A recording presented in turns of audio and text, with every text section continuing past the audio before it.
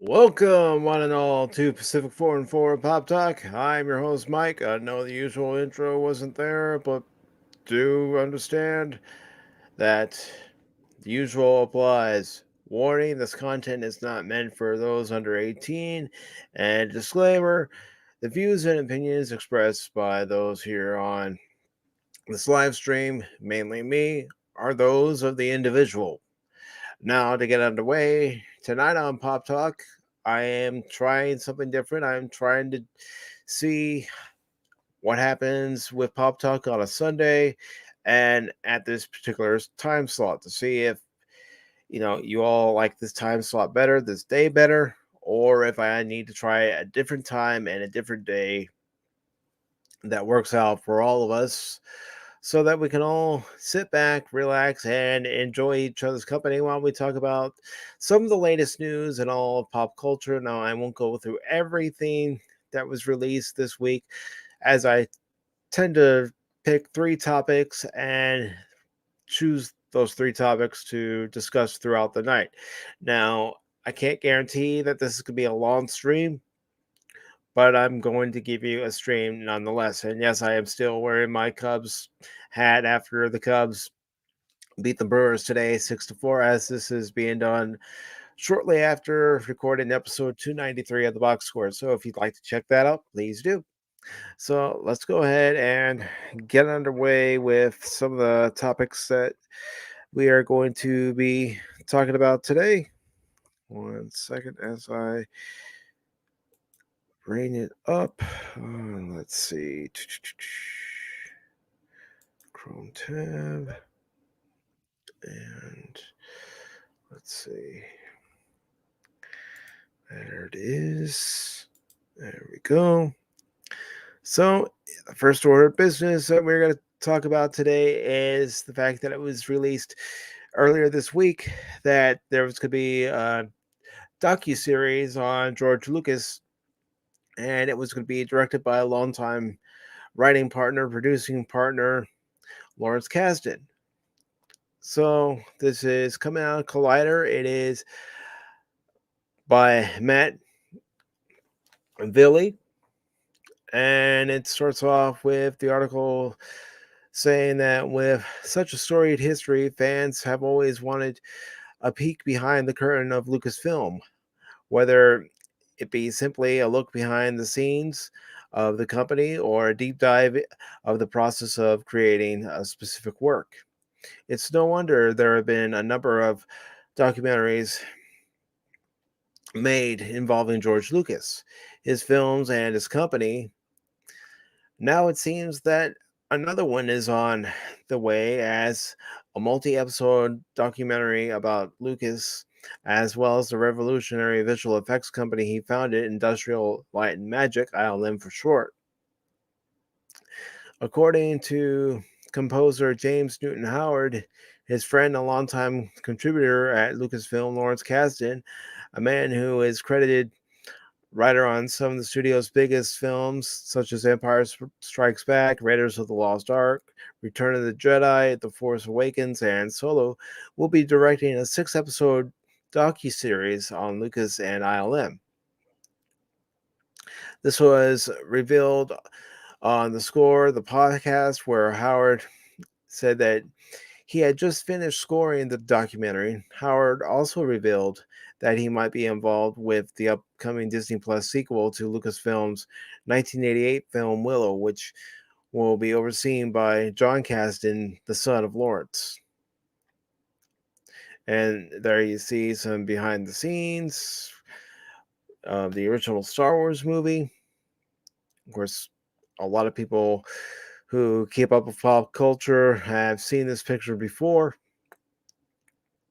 And goes on to say, all right, and of course, this one's going to talk about Star Wars Visions, which I am going to click onto it since Visions does premiere this Wednesday on Disney Plus, and it'll also be the return of Pacific414 episode review, where I'll be reviewing episode 1 of Star Wars Visions. I don't know if I'm going to do that live or if I'm going to record it and then upload it later on. I haven't decided that yet. But anyways, goes on in this article to say Industrial Light and Magic was founded in 1975 by Lucas when he wanted to create groundbreaking special effects for his upcoming movie Star Wars. Maybe you've heard of it. Yeah, I've heard of it. A lot of people have heard of it. Industrial Light and Magic was responsible for the refit model of the Enterprise in Star Trek the Motion Picture. They are also responsible for the Reliant in Star Trek II The Wrath of Khan, the Bird of Prey as seen in The Search for Spock, and the updated versions of the Klingon D7 battlecruiser that we saw in both the motion picture and in the Undiscovered Country. They're also responsible for creating the USS Sovereign for filming purposes, along with the Akira class and Nova class for Star Trek First Contact.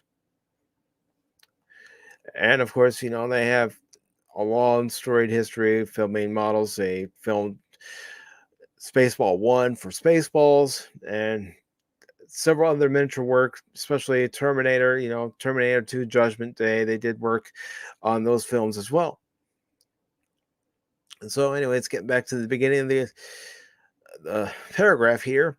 Industrial Light and Magic was founded in 1975 by Lucas when he wanted to create groundbreaking special effects for his upcoming movie Star Wars. It says, teaming up with Douglas Trumbull, Lucas brought together a team of students, artists, and engineers. And after the success of the original film, Lucas began to expand the company to do special effects for not only the entirety of the Star Wars saga and other Lucas projects like Indiana Jones, but also films like Back to the Future, Terminator, the Harry Potter series, the Marvel Cinematic Universe, and even more, topping out at around 300 different films.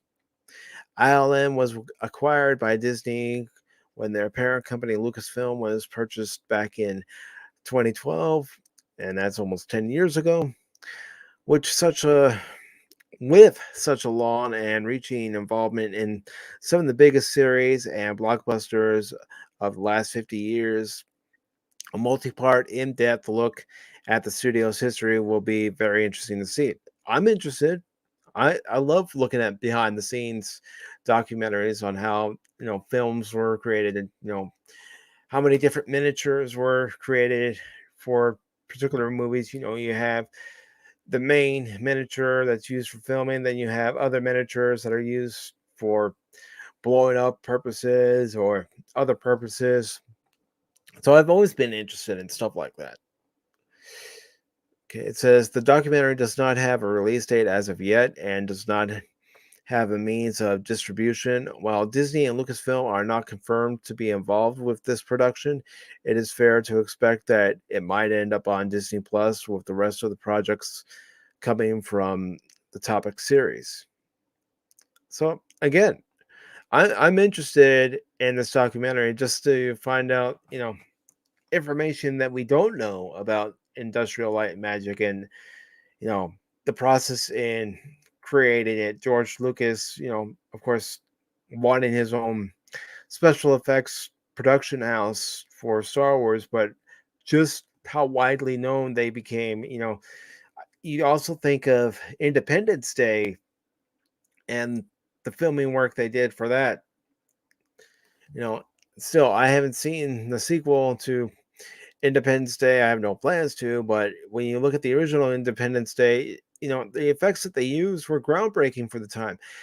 Their involvement in Judgment Day, Terminator 2 Judgment Day, you know, back in, 91, 92, to create the T1000 effects, that was groundbreaking at the time because nobody had ever seen that. Nobody had ever seen computer digital effects that could go to that level at that time. So, you know, I'm interested in seeing it mainly because of the behind the scenes aspect. And honestly, I just want to see a documentary of George Lucas discussing, you know, one of his creations. Plain and simple.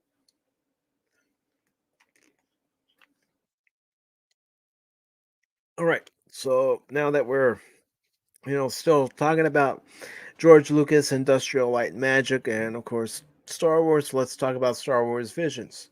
Now, as some of you may have heard me mention last week, I do plan on doing some reviews of different animes I've seen. You know, the episodic ones, I may not do an episode by episode review, but I will start doing some reviews for anime on Pacific414 episode review and Pacific414 movie review. If it's a movie, it'll be on movie review. If it's an episodic TV show, it'll be on episode review. So you'll be seeing those on the channel, especially as the baseball season is beginning to wind down. And as of right now, I have no plans on recapping any of the playoff games. So again, this is coming out of Collider. Star Wars Visions introduces the villains of the anime anthology Disney Plus show. It says that the entire series will be streaming on Disney Plus starting September 22nd, which is Wednesday. And again, this is written by Matt Villeli. Probably not even saying it anywhere close to right. But it says with the impending release of Star Wars Visions, a new deep dive gives fans a look into the villains of some of the episodes. Speaking with co executive producer Justin Leach, StarWars.com offered insight on the antagonists of the upcoming anime anthology series, introducing five of the dynamic characters whose presence will undoubtedly be felt. Star Wars Visions will debut with a total of 9 shorts on September 22nd, exclusively on Disney Plus. One character known as the Elder appears prominently in the episode of the same name. One of the two episodes being produced by Studio Trigger, Kill to Kill, and is described as a master swordsman seeking worthy adversaries, Leach said. Although he appears to be an elderly old man, he moves skillfully against his enemies and seems more intent on mastering his own abilities rather than falling in line with either the Jedi or the Sith.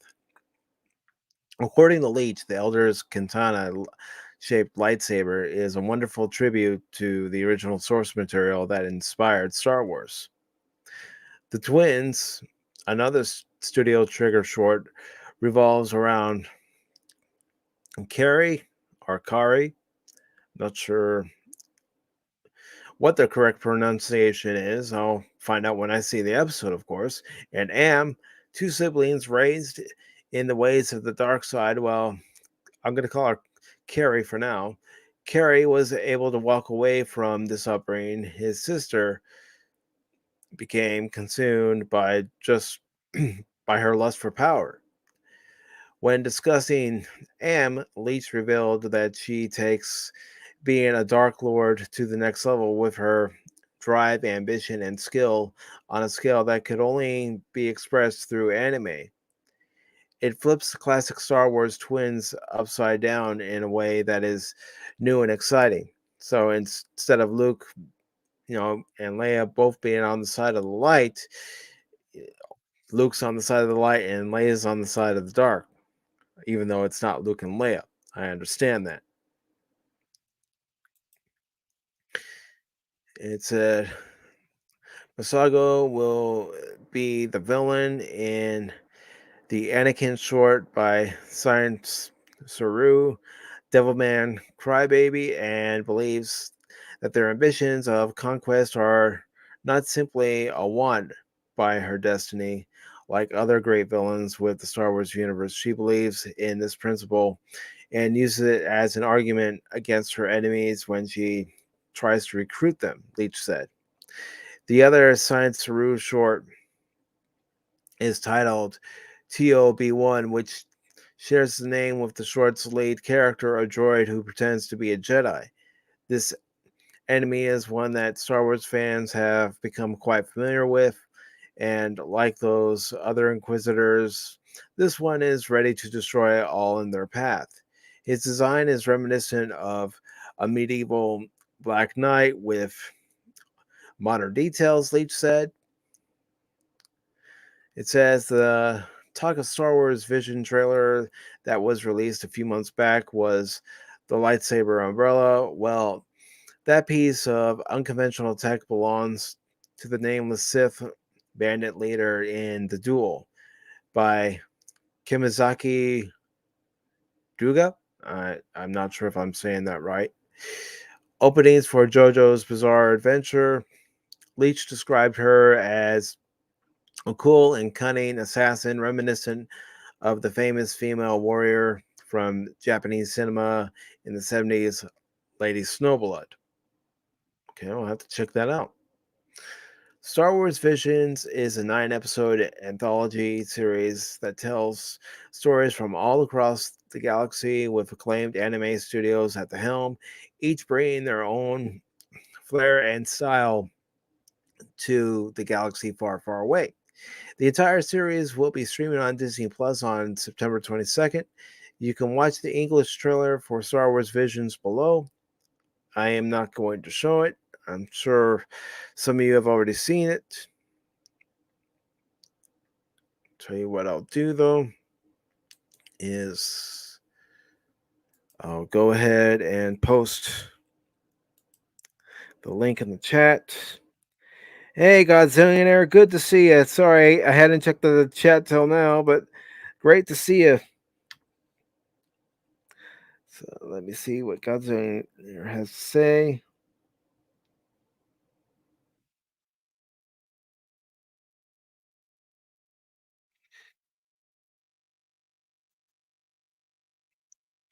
So you can see what he's saying right there. He says, I'm a little afraid this will end up being a hit piece, and I can only assume that you're speaking of the George Lucas documentary. You know, I have my reservations too as to what will be said in it, what won't be said in it. But another part of me wants to, wants to hear about the behind the scenes information that goes on behind the model making and designing and delivering the special effects for ILM. And let's see, Godzilla also goes on to say, oh crap, Studio Trigger is doing a few of those. Okay. All right. So, Godzilla, I would take it that you're more familiar with that studio than I am, as I am just getting into anime, but I do want to show it up. Go ahead, increase the screen size real quick. Let me go ahead and remove that. But I did find these yesterday, Akira, and I also found Ghost in the Shell yesterday. So I will be watching them. I've actually already seen them both, but I'm gonna watch them again, and I will probably be giving some sort of review on them for Pacific414. Well, not episode reviews, but movie reviews. But I will definitely give a review on them. So let's see. And then this is what Godzillionaire says. Classics, yes, yes.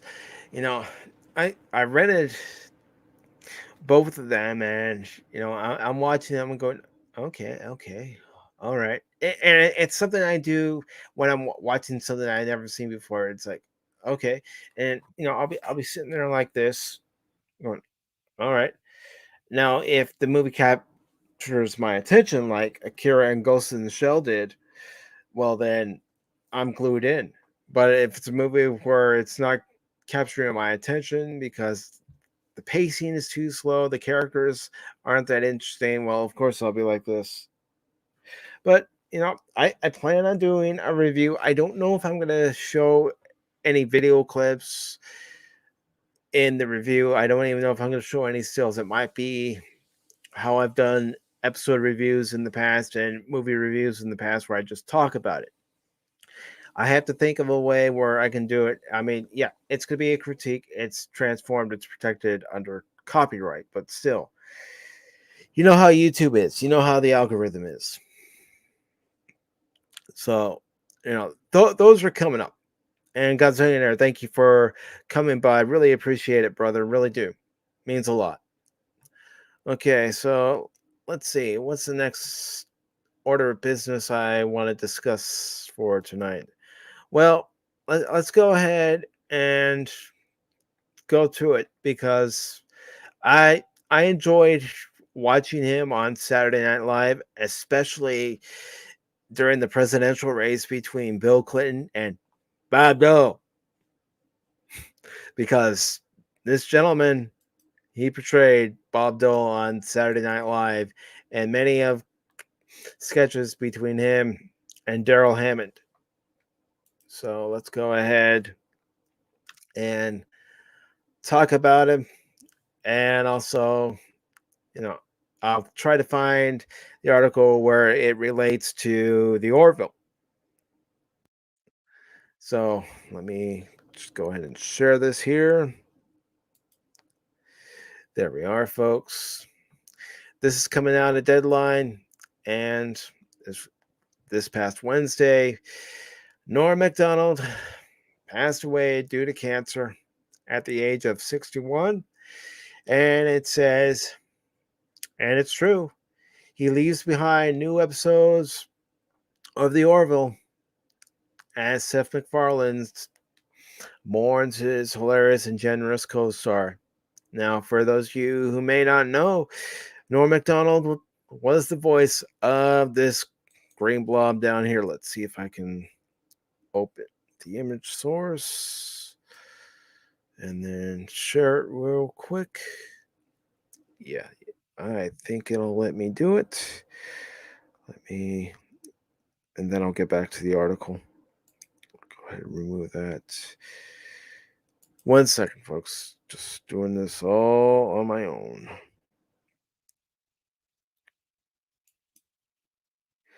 So let me go ahead and share it.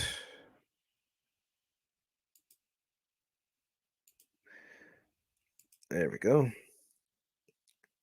Actually, let's do this.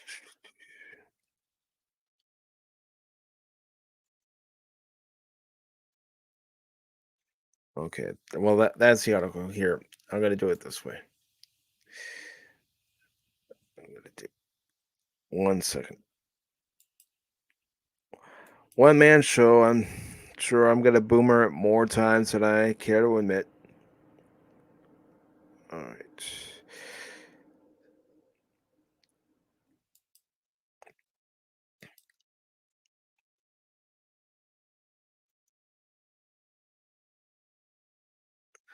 Okay, here we go.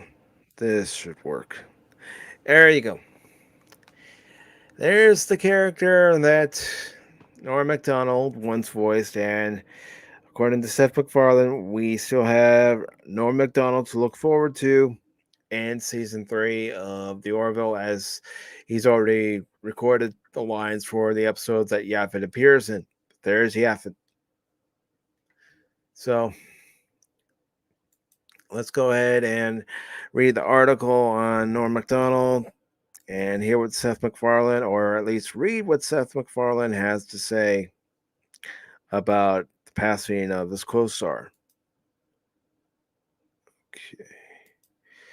So there we go. And there we go. Now we should be good to go. I'm going to go ahead and allow it. I'm going to go ahead and go back to the comments because I don't want Godzillionaire or anyone else to think I've forgotten about them. And this is what he says. He says that Norm was the voice of the pigeon on Mike Tyson Mysteries is hilarious too. Yeah. See, the thing about Norm MacDonald's humor, it's not for anyone. It's that blunt sense of humor where he just comes out and says, whatever's on his mind, the joke, it may not go over very well the first time he says it, so he'll keep working at it until it actually goes over. And I actually have a friend who was inspired by Norm MacDonald, was a big fan of Norm MacDonald, especially during his time on Saturday Night Live, that it inspired him, along with his uncle being an inspiration as well, to become a stand-up comedian. So, I haven't spoken to him, but I actually did speak to my friend's brother, and he said, yeah, he's heartbroken by this loss, and I can understand. He was a big fan of Norm MacDonald's.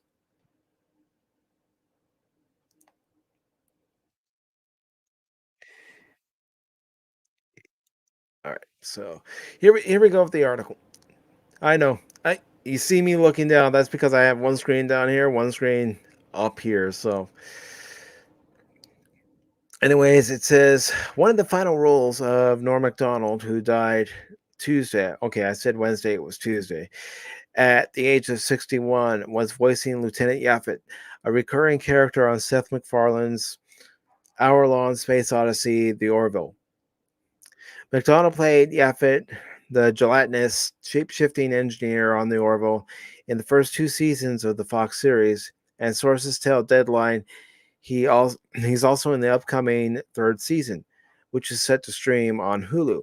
And according to what Penny Johnson Gerald said at a convention in Texas, and I saw this on Egotastic Fun Time, he showed the video, is that right now the Orville season three, they're shooting for a February release for season three. So that'll be cool.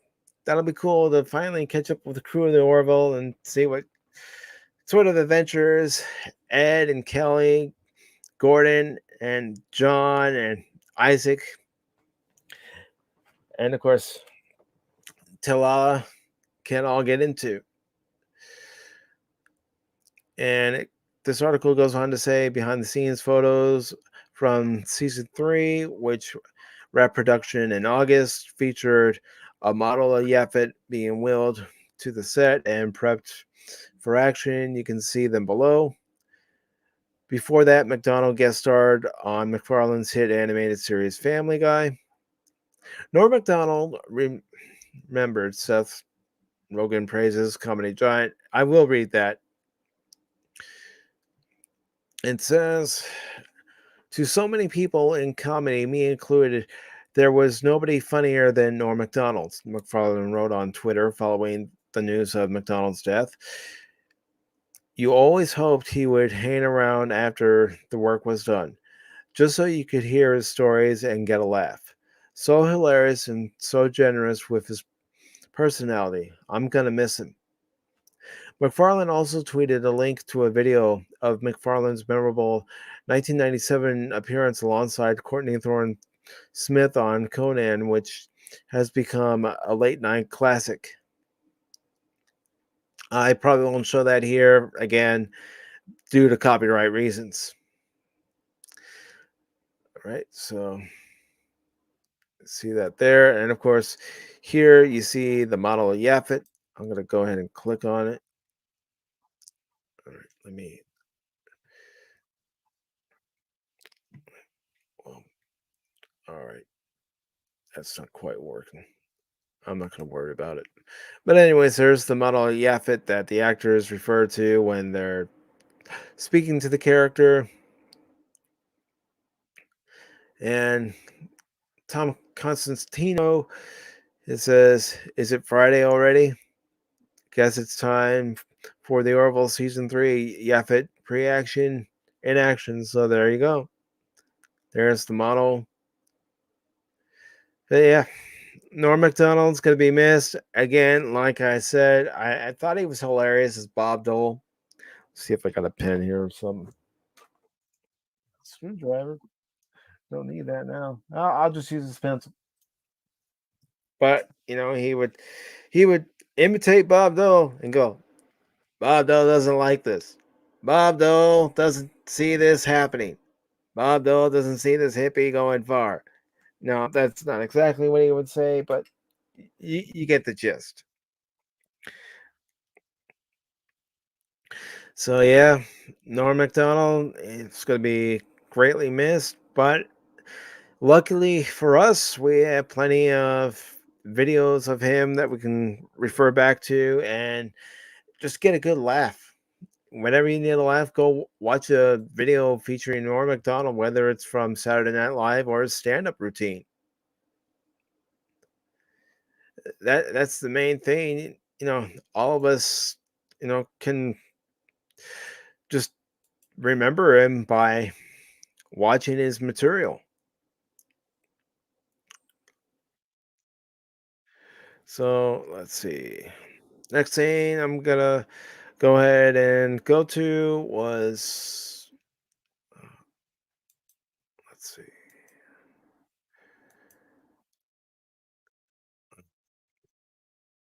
get back to that article.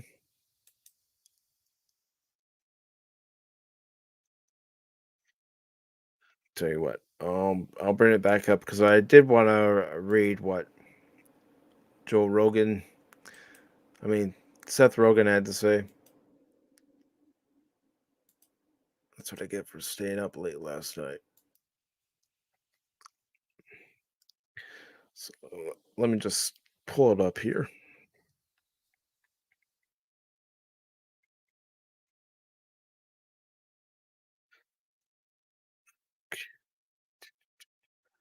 There we go. Here it is. So let me go ahead and share it. Again, this is probably going to be a short episode of Pop Talk. I was about to call it episode reviews, but I appreciate those of you for stopping by. So it says Norm Macdonald, remember Seth Rogen praises comedy giant. Edgar Wright says thanks for all the laughs. And this article is by Rosie Cordero. And it says the death of actor and comedian Norm Macdonald has rocked Hollywood. On Tuesday, Macdonald, who most famously worked the Weekend Update desk during his tenure on Saturday Night Live in the 90s, succumbed to cancer after a very private, decade long battle at the age of 61. McDonald's death was announced to Deadline by his management firm, Brillstein Entertainment. The comedian's longtime producing partner and friend, Laurie Jo Hoekstra, who was with him at the time of his death this morning, said McDonald had been battling cancer for nearly a decade, but was determined to keep his health struggles private, away from family and friends and fans. Remembrances were shared by Conan O'Brien, David Letterman, Seth Rogen, Edgar Wright, Steve Martin, Jim Carrey, Josh Gad, Whitney Cummings, Patton Oswalt, and more. Find social media tributes below. You see Conan O'Brien. He says, I am absolutely devastated about Norm Macdonald. Norm had the most unique comedic voice I have ever encountered, and he was so relentlessly and uncompromisingly funny. I will never laugh that hard again. I'm so sad for all of us today. David Letterman says, in every important way in the world of stand up, Norm was the best. An opinion shared by me and all peers. Always up to something, never certain until his matter of fact delivery leveled you. Yeah, and that's how it was. He just gave it right to you. Okay.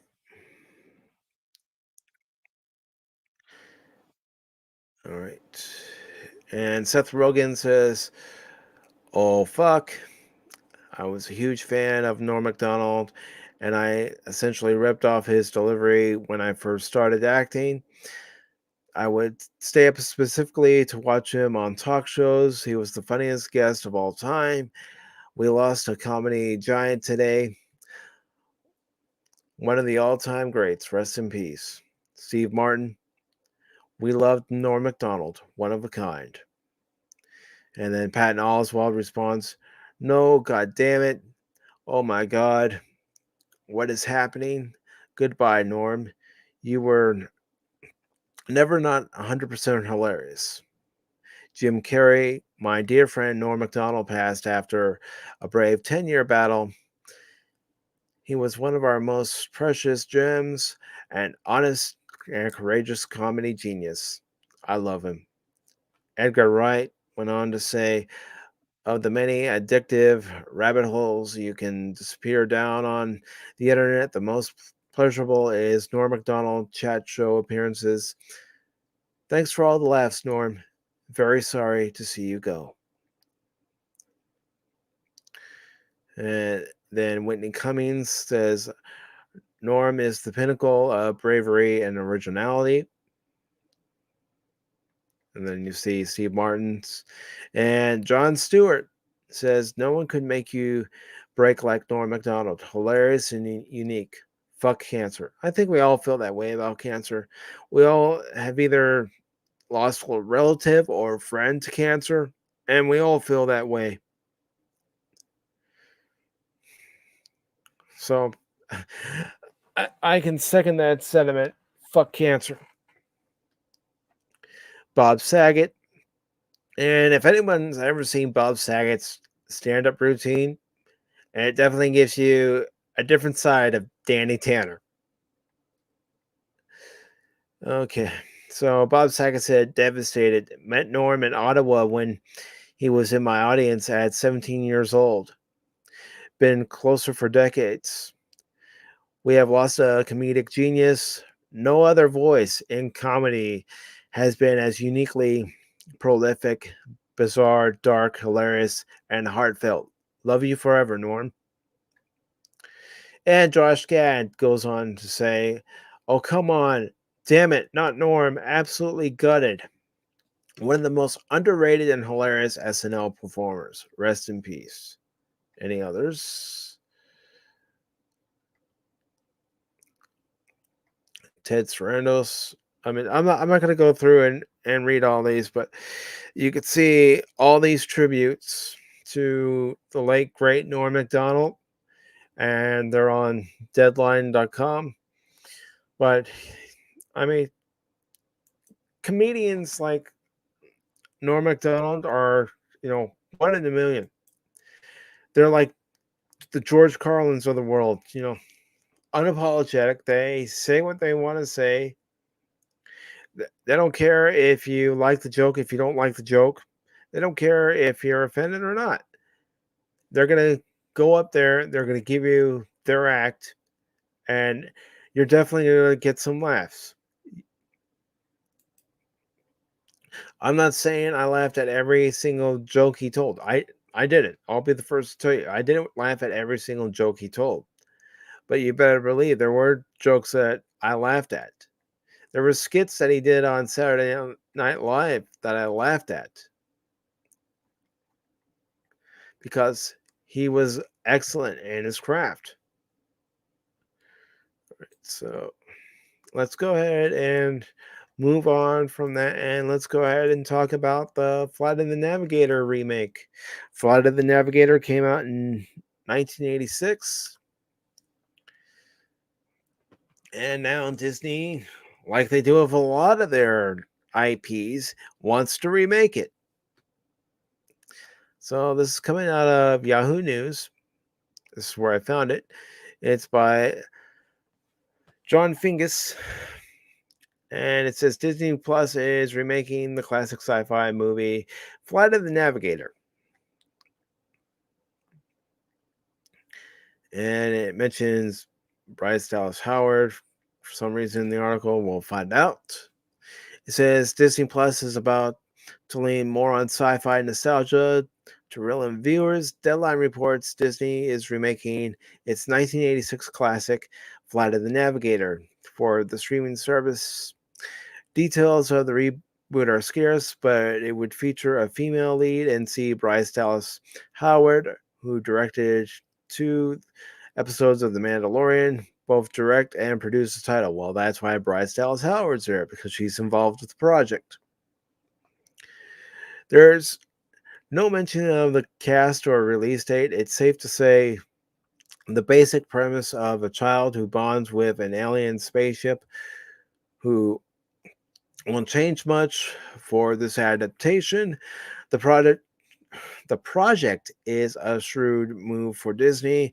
The company still focuses Disney Plus originals and many of its other titles, for that matter, around familiar brands and shows. A Flight of the Navigator reboot lets Disney Plus bank on a well-known name and speed up story development. It can draw in a generation of fans. You could probably still hear compliance in your head without investing huge sums in production. Well, heck, get Paul Rubens back. You got him back to, you know, voice, what is it? DJ Rex now, but he was originally the pilot on Star Tours, but you brought him back to voice Rex, so you know, bring Paul Rubens back to voice the alien computer, the alien spaceship. I mean, it would work perfectly. It's not like you would have to have him on camera. All you'd have to do is provide the voice, maybe some of the same lines in the original movie, but do it. Now, how do I feel about another reboot, another, you know, remake? I'm tired of them. Honestly, I'm tired of all these reboots, remakes, prequels. Come up with something new. I realize, you want to introduce younger generations to these classic films. Well, guess what? That's why you have these classic films on your streaming service. That's why you have these classic films available on Blu-ray, DVD. You can download them digitally. Heck, I still have my original VHS. But still, you want to introduce them to these films, then introduce them to these films. If you don't like the tone of the movie because of the decade and era that it was filmed in, well, educate your kids. Tell them this is how it was back in the time that this movie was made. And it's not true now, but back then it was. Give them a history lesson. I know some people won't want to do that, but give them a freaking history lesson.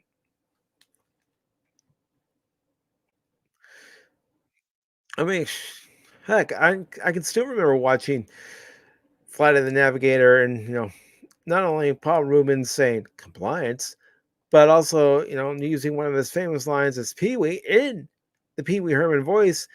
I know you are, but what am I? So again, it's just showing the lack of creativity in Hollywood right now, the lack of originality, if I can only speak.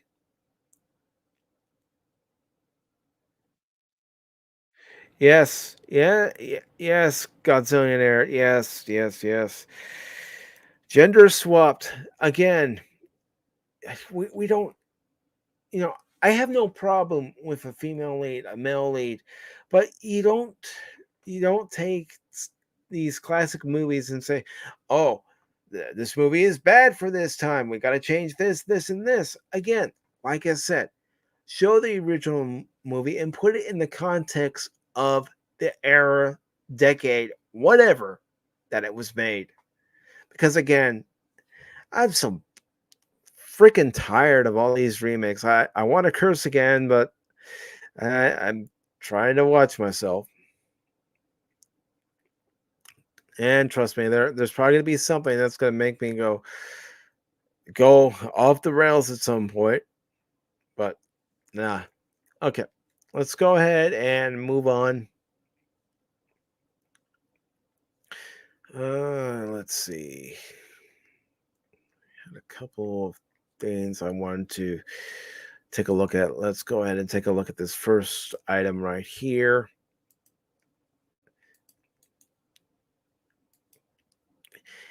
And yeah, I would try telling jokes on this show, but I'm not. in any way, shape, or form a comedian. And if I try to tell you all a joke, it's just going to come off as corny and just terrible.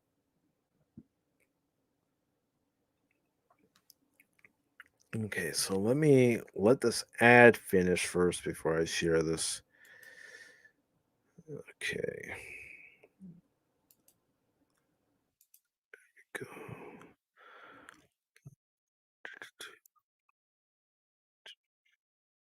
And there we are.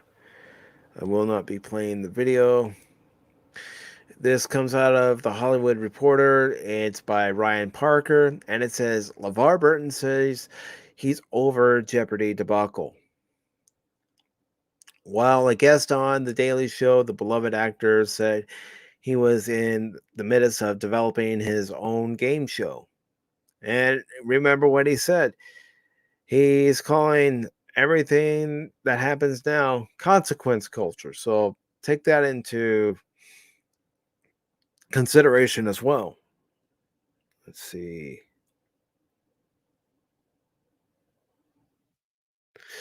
Okay. So it goes on to say LeVar Burton has left his guest to be the full time. Sorry. LeVar Burton has left his quest to be the full time host of Jeopardy in the rearview mirror. And although he did not get the gig, he and his fans wanted for him. Okay, let me try that a third time. You know, three strikes are out, third time's a charm. We'll see. LeVar Burton has left his quest to be the full time host of Jeopardy in the rearview mirror. And although he did not get the gig he and his fans wanted for him, he is grateful for the world of opportunities the situation has presented. The beloved Star Trek and Reading Rainbow star dropped by The Daily Show on Thursday, where he told host Trevor Noah that he was deeply touched by the enormous amount of support he received while pursuing the Jeopardy position following the death of Alex Trebek. You know, we did a Reading Rainbow Kickstarter several years ago. I discovered then that the generation of adults now who grew up on Reading Rainbow, they were done with whatever it was I wanted to do. And the same was true with this Jeopardy thing, Burton explained. I made it public that I wanted it for myself, that it made sense for me, and they were all about it. It made as much sense to them as it did to me. And so they wanted it for me as much as I wanted it. Sadly for Burton and his throng of supporters, he was not named the full time host, but he was able to guest host. It was announced Thursday that Mayim Bialik and Ken Jennings will host Jeopardy through the end of the year. Previously announced host and executive producer Mike Richards stepped down in August after a report of past offensive comments. Through the host replacement mess, Burton admitted to Noah he discovered he was not that interested in the gig after all. The crazy thing is that when you set your sights on something, you know they say be careful of what you wish for, because what I found out is that it wasn't the thing that I wanted after all. What I wanted was to compete. I mean, I wanted the job, but then when I didn't get the job, it was like, well, okay, what's next? And so the opportunities that have come my way as a result of not getting the gig, I couldn't have dreamt it up. If you had given me a pen and paper and said, well, so what do you want to do with this to really let me start over. Well, so what do you want to do with this to really look like? Okay, I thought it was just me the first time reading that sentence. It tripped me up the second time. If it doesn't include Jeopardy, I wouldn't have been this generous to myself. Not going into too much detail, Burton said he had something in the works he was sure his fans were going to enjoy, saying, I never thought about hosting any other game show outside of Jeopardy, but now they went in a different direction with their show, which is their right. And now I'm thinking, well, it does kind of make sense. Let me see what I can do. So we're trying to figure out what the right game show for LeVar would be. I, I don't know. That's up for them to decide. Will I watch it? Depends on how good the show is. You know, I can't think that it's very easy to even, you know, come up with a new game show, let alone produce one. Uh, I say that as someone who doesn't work in Hollywood, and sure, I had dreams and aspirations to work in Hollywood at one time, but of course, that was just a dream. And some cases, it was just wasn't the path I was supposed to follow. So we've got that. Let's see, what else do I want to discuss in tonight's episode before I go ahead and wrap up this very brief episode of Pop Talk. Let's see. Well, okay, let's go ahead and talk about this. Getting back to Seth MacFarlane. And let's see. Let me do this, do that, do this. Okay, this is coming out of the Hollywood Reporter. Of course, you all can't see it just yet. And there we go. Coming out of the Hollywood Reporter, it says all 369 Family Guy episodes are moving to FXX on Monday, starting tomorrow. Why? Because tomorrow's Monday. So this came out on Friday, and it is by James Hibbard, and it says Family Guy's entire back catalog is moving to FXX. 19 seasons of the animated Fox comedy are joining the cable network's lineup starting Monday. The move makes FXX and Freeform the exclusive cable home for past seasons of the show, while Hulu continues to be the show's streaming hub. FXX points out that the addition of Family Guy gives the channel a comprehensive collection of modern animated comedy hits, including Archer, Bob's Burgers, Cleveland, King of the Hill, and The Simpsons. In addition, Futurama joins the lineup in November. Well, you can bite my shiny metal ass. We are airing the absolute ultimate collection of animated adult comedies on cable television, said Chuck Schaffler, head of business operations for ABC, Freeform, FX Networks, and acquisitions in Disney Media and Entertainment Distribution Networks division. This lineup is comedy gold that will provide FXX viewers with belly laugh after belly laugh. The Seth MacFarlane series will air weekly, Monday and Tuesday, 8 p.m. to midnight, Thursday, 8 p.m. to 10, Saturday, 8 p.m. to midnight, and Sunday, 10 to midnight. So, for those of you who want to catch Family Guy on Cartoon Network's Adult Swim, tonight is your final night to do so. Or if you're smart enough, which I know all of you are, you probably already have it on DVD. So, what do you think about that? You can see Disney saying, "Okay, we no longer want our programming to air on our competitors, as Time Warner owns Cartoon Network. So, what do? You wait till that contract runs out, and then you start putting it on whatever networks you have. And Disney has a whole lot of networks. I've never seen a total graph of everything that they've had, but from what I've heard, they own they own too much. Let's just come out and say that they own too much. They own far too much.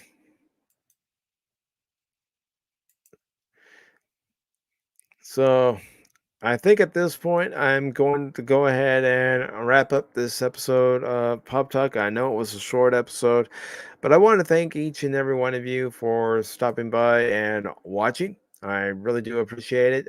I know a lot of you, when you come to this channel, what do you first see? You see the box score. So you see that it's sports related. And then you see that says Cubs versus Brewers or whomever the Cubs are playing. Thank you, Godzillionaire. You have a good night too, brother. I'm just going to send you a message real quick because I really do appreciate you stopping by. One of these days, I'd like to have you on if you don't mind.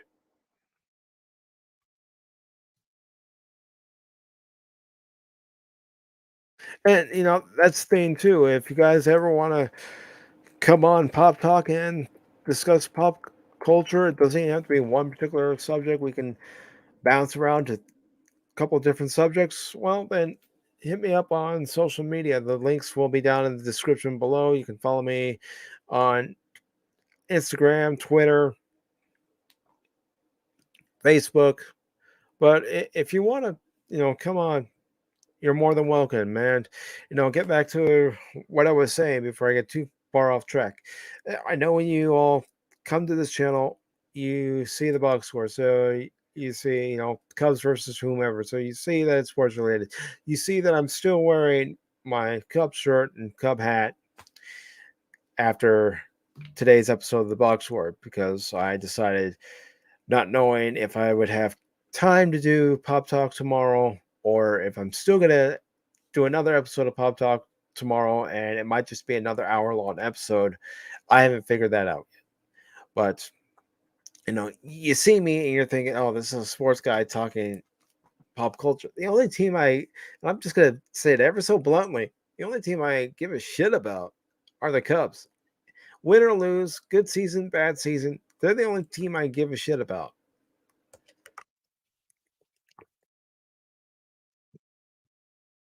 But the things I've always, cared about. Hey, Alan, nice to see you, brother. Real nice to see you here. But one of the things I've always cared about, and I can't stand what they're doing to it. And I know I should stop beating a dead horse, even though I know people who don't like that saying because of their love for horses, and you can't blame them. But one of the things I've always loved is Star Trek. As a matter of fact, I still have my Playmates tricorder that's almost 30 years old. And yes, in case you're wondering, it does still work. It does still work. I don't know if it'll pick up any sound or anything. I don't know if you can hear that, but you know, I've always cared about Star Trek. I got into Doctor Who. I enjoyed it. Then I stopped watching it. I stopped watching it because the stories weren't any good. And then I see what's happening with Star Wars, and I'm like, come on. Now, yes, yes, Alan. I love Trek too. I could talk about Trek for hours. Heck, last night I was invited to be on a panel for a live stream, and we were talking about all 13 Star Trek movies. Now, I'll admit, you know, it, it got a little heated when we started talking about the J.J. Abrams movies, but still, I could talk about Star Trek all day, and I'll probably do another episode of Pop Talk where I'm talking about Star Wars. I'm talking about Star Trek. I do want to do one coming up sometime. Heck, maybe tomorrow. Maybe tomorrow I'll do another episode of Pop Talk. I don't know what time, but talk about Back to the Future. I could talk about Back to the Future for days because that's always been one of my favorite movies. You know, I had said last Monday that it's my favorite trilogy. And, Godzilla brought up a good point that what about Indiana Jones? All right, you got me there. You got me there. So, you know, I want you all to understand that as the baseball season is winding down, the box score won't be as prominent as you see it now. I will be going back to doing episode reviews, as I mentioned earlier in the stream. Starting on Wednesday, I will be reviewing episode 1 of Star Wars Visions, especially since I'm just getting into anime. And since you just got here, Alan, I will be eventually for episode or movie reviews. Could be more likely movie reviews, reviewing Ghost in the Shell and Akira. I know I did that just the opposite, but still, those are the two movies I plan on doing reviews of.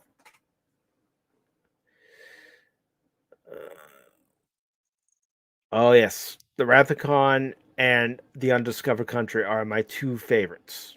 Of the original cast movies, those are my two favorites. I know a lot of people like The Voyage Home, and for good reason. But when you look at all six original films, I look at the motion picture, I have to be in the right mood to watch the motion picture. I understand what Gene Roddenberry was going for. He was going for his version of 2001: A Space Odyssey. But it really it's really one of those movies you have to be in the right mindset sometimes to be able to sit through it. And then of course you get to the Wrath of Khan, you know. Yes, a lot of people say, well, how can Khan be aware of Chekhov and vice versa? It's often been a fan theory that Chekhov was briefed on Khan when he came on board the Enterprise.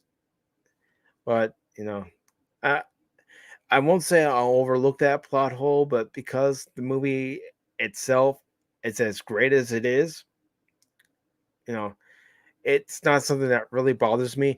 And even something I said last night about Star Trek 3, it's not as bad as people say it is. It's definitely a movie that's about McCoy and Spock, and of course, Kirk. Kirk's always going to be the center of attention because he's the captain, and William Shatner was the main star.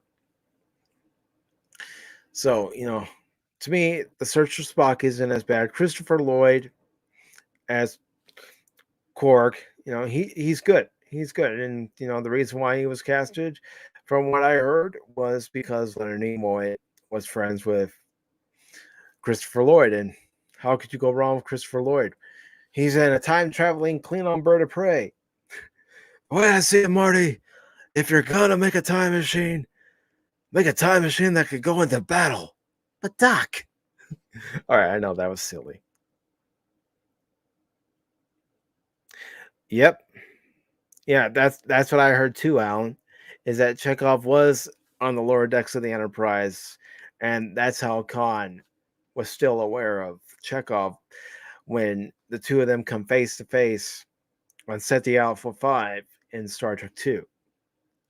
Now, Star Trek 4, it's definitely about, saving the environment. Spock trying to find himself again after having his Katra, you know, brought back to him, from Dr. McCoy back to Spock after what happened in Star Trek 3. And honestly, it's not a bad movie. I watched it, of course, recently for last night's stream, just so I could be prepared and maybe bring up some points that not a lot of people bring up.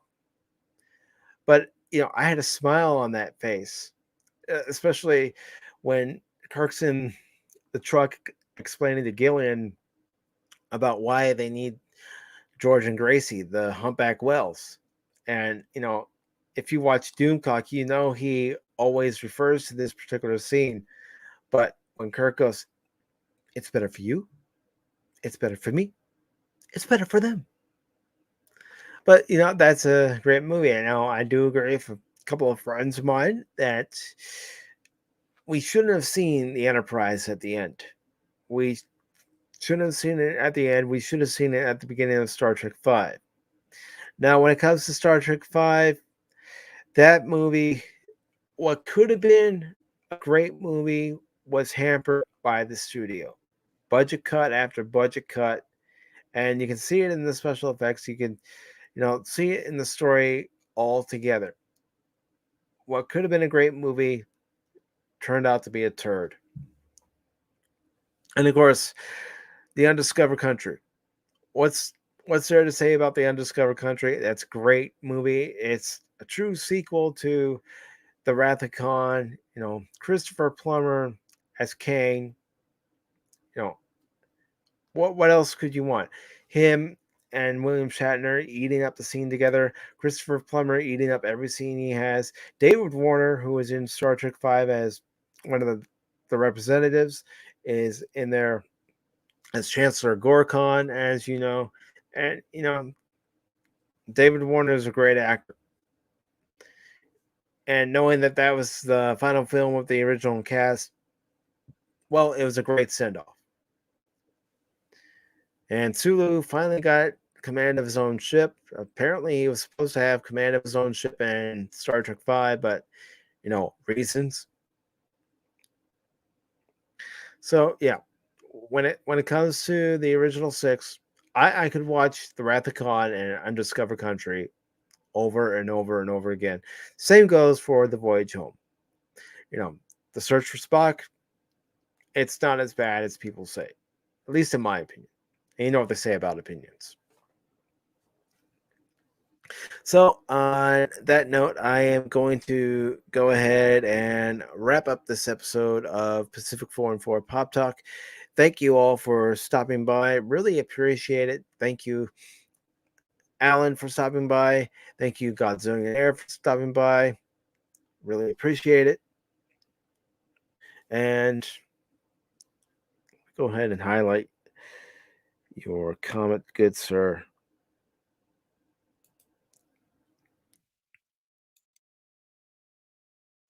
All right, there we go.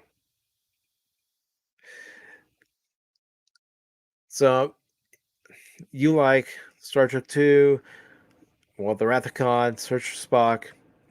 You you like you like all the ones that followed the motion picture, and then you also like First Contact.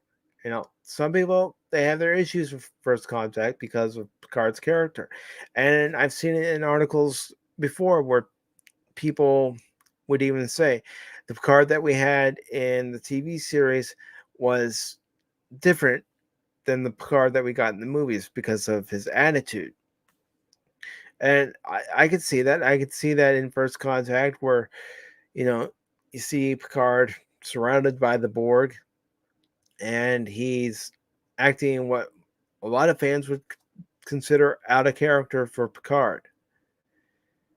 And, I don't want to get into a whole debate as to, Picard's post traumatic stress from being assimilated by the Borg, because I think the Next Generation, and this is my opinion, I think the Next Generation did touch on it in the episode Family following Best of Both Worlds Part 2, where Robert and Jean-Luc were fighting in the vineyard, and Jean-Luc breaks down and says, you don't understand how it felt to be violated, like I was violated, what they did to me, and you know what what it did to me. I know I already said that, but still, you know, I feel it was covered in Family. Others disagree, but that's neither here nor there. So I am going to go ahead and wrap up this episode of Pop Talk. Thank you all for watching. Really appreciate it. If you like what you saw here, please leave a thumbs up. Share this video with your friends. Leave a comment down in the comment section below. Follow me on social media and subscribe to the Pacific414 YouTube channel. Of course, if you'd like to be on the show at some point, well, you can find me on Discord. Just hit me up on Discord, hit me up on Twitter, and I will most certainly discuss it with you and probably have you on. Now, I do want to bring up one more thing. Alan, before we go, you're wanting to know what is my favorite series. Yours is TNG. Okay, mine at one point was TNG. For the longest time, it was TNG. The original series stands on its own, but of the spin offs, it was always TNG until Deep Space Nine. Now, I'll admit, first two seasons of Deep Space Nine, I was still trying to give the show a chance. And then season 3 starts with The Search. And The Search immediately follows the episode Jem'Hadar, the season 2 finale of DS9. And from that point on, Deep Space Nine just kept getting better and better and better. To where at the end of DS9's run in 99, DS9 was here, Next Gen was here, and then of course you have Voyager and Enterprise. Those to me, Voyager and Enterprise, they keep changing spots every time I think about them, because I know people, and with good reason, bash both Voyager and Enterprise for having some stories that just weren't very good. But when you look at those series, they had some episodes that were really great. And again, Enterprise and Voyager, they keep swapping places. And yes, the Defiant, when the Defiant was introduced in The Search, and you start learning about the Defiant, as the show goes on, and then the destruction of the Defiant during the Dominion War, you know, it felt like you lost a member of the cast, because you did, because the ship itself is another character. It doesn't matter if it's the original series, it doesn't matter if it's Next Gen, DS9, Voyager, Enterprise. The ship itself is another character. You start to learn about the ins and outs of the ship, what it can do, what it can't do, what would need to be done in order for certain possibilities to become reality. And one of the things that always drew me to Star Trek was its optimism. And when it did deal with political aspects, it didn't force you to think one way or the other. It left it open for you to decide, where am I going to go? Did they make the right decision? Was this the right decision? Was this the wrong decision? It didn't force the viewer, say, you better think this way, because if you don't think this way, you're a bad person. No, it didn't do that to the audience. It didn't do that to the fans. It was smart.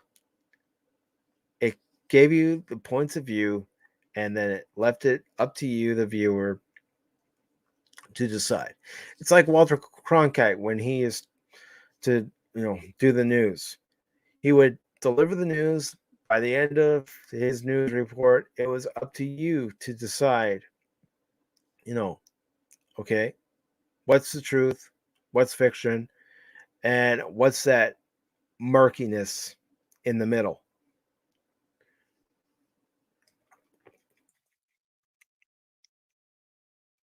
That's the kind of Star Trek we need again. And thankfully, even though it doesn't have Star Trek in the title, thankfully, Seth MacFarlane is giving us that kind of Star Trek with the Orville. And that's one of the reasons why I'm looking forward to seeing season 3. I want to see what happens, with the fallout of Isaac and Claire. Are they going to get back together? How's their relationship on board ship going to be as shipmates? And are they going to be able to work together? I want to see Kelly and Ed again. I want to see Gordon and John again. So that's what I'm looking for. I want to see those characters again. I want to get back into that universe again. I want to experience the joy I used to experience watching episodes of TNG, DS9, Voyager, and Enterprise. I want to see that again. You know, some say episodic television is dead. It's not dead. Look at the Orville. It's not dead. Seth MacFarlane knows what he's doing. He knows what he wants out of his show, and he's delivering. So, on that note, I'm going to go ahead and leave you all. Thanks again for watching. Thank you again for the likes. Share this video with friends. Subscribe to the channel if you haven't subscribed. Leave a comment in the comment section below. And again, like I said, if you want to be a guest here on Pop Talk at some point, you can find me on Twitter. You can find me on Discord, and we can talk about it. So until then, thank you all very much. Have yourselves a great night, and take care.